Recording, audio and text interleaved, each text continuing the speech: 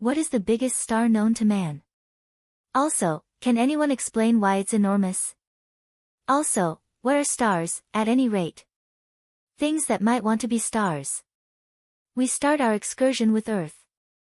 Not to learn anything, just to get an obscure feeling of scale. The littlest things that have some star-like properties are huge gas monsters, or sub-brown dwarfs, like Jupiter, the most monstrous planet in the solar system.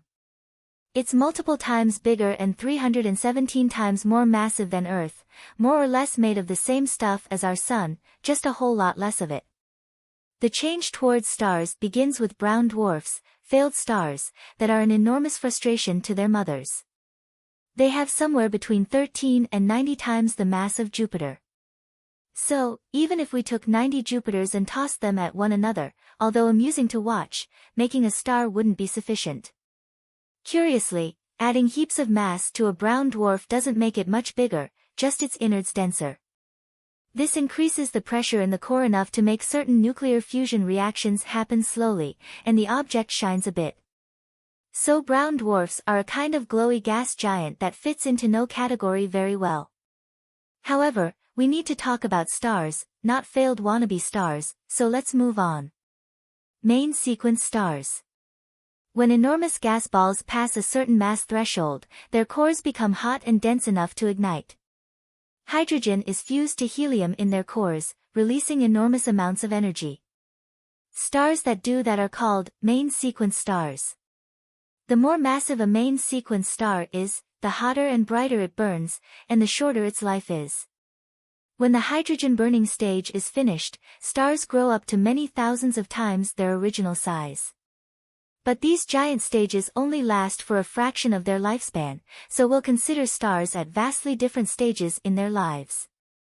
This doesn't make them less impressive, but it might be good to remember that we'll be comparing babies to adults. Now back to the beginning, the smallest true stars are red dwarfs, multiple times the mass of Jupiter, barely massive enough to fuse hydrogen to helium. Since they are not very massive, they are small, not very hot, and shine pretty faintly. They are the only stars in the main sequence that do not grow once they die but kind of burn out. Red dwarfs are by far the most abundant type in the universe. Because they burn their fuel so slowly, it lasts them up to 10 trillion years, multiple times the current age of the universe. For example, one of the closest stars to Earth is a red dwarf, Barnard's star, but it shines too faintly to be seen without a telescope. We made an entire video on red dwarfs if you want to learn more. The next stage is stars like our Sun. To say the Sun dominates the solar system isn't doing it justice since it makes up 99.86% of all its mass. It burns far hotter and brighter than red dwarfs, which reduces its lifetime to around 10 billion years. The Sun is multiple times more massive than Barnard's star, but that makes it nearly multiple times brighter with twice its surface temperature. Let's go bigger. Small changes in mass make enormous changes in a main sequence star's brightness. The brightest star in the night sky, Sirius, is 2 solar masses with a radius 1.7 times that of the Sun. Yet, its surface is nearly 10,000 degrees Celsius, making it shine multiple times brighter. Burning that hot cuts its total lifespan by multiple times to 2.5 billion years. Stars around 10 times the mass of our Sun have surface temperatures close to 25,000 degrees Celsius. Beta Centauri contains 2 of these massive stars, each shining with multiple times the intensity of the Sun. That's a lot of power coming from something only multiple times larger, but they'll only burn for around 20 million years. Whole generations of blue stars die in the time it takes for the Sun to orbit the galaxy once. So, what's the recipe? The more massive, the larger the star. The most massive star that we know is our 136A1. It has 315 solar masses and is nearly 9 million times brighter than the Sun. And yet, despite its colossal mass and power, it's barely 30 times the size of the Sun.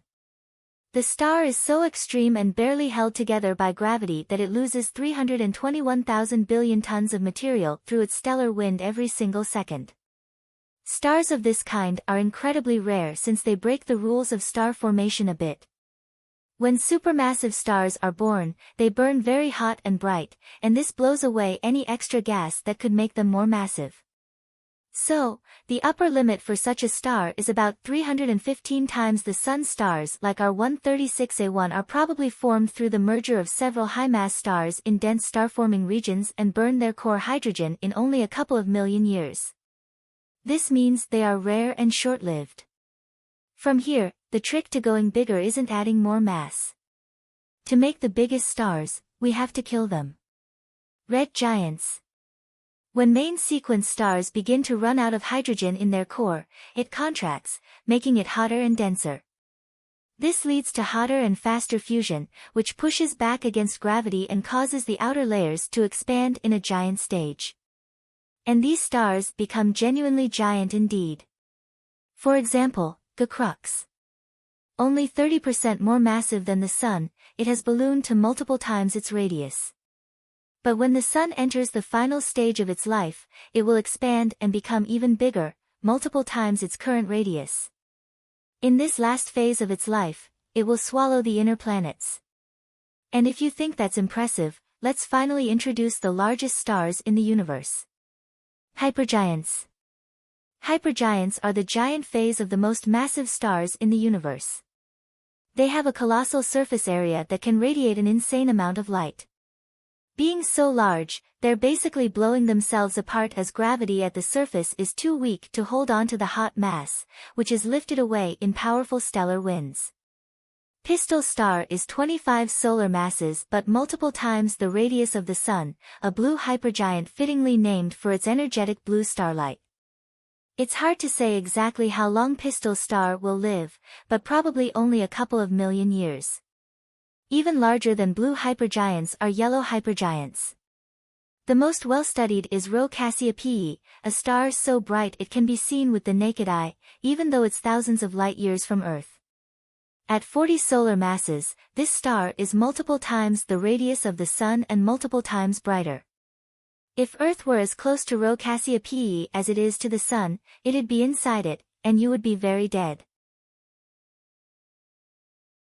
But yellow hypergiants are very rare.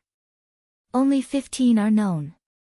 This means they're likely just a fleeting intermediate state as a star grows or shrinks between different phases of hypergiantness. With red hypergiants, we come to the largest stars known to us, probably the largest stars even possible.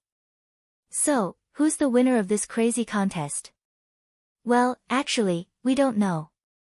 Red hypergiants are incredibly bright and far away, which means even small uncertainties in our measurements can give us a huge margin of error for their size. Worse still, are solar system-sized behemoths that are blowing themselves apart, which makes them harder to measure.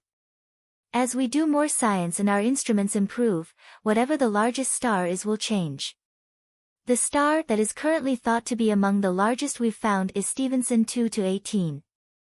It was probably a main sequence star a few tens of times the mass of the Sun and has likely lost about half its mass by now.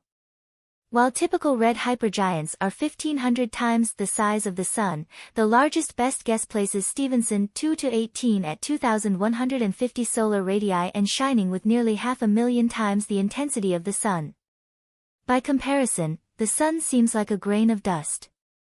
Our minds don't really have a way of grasping this kind of scale.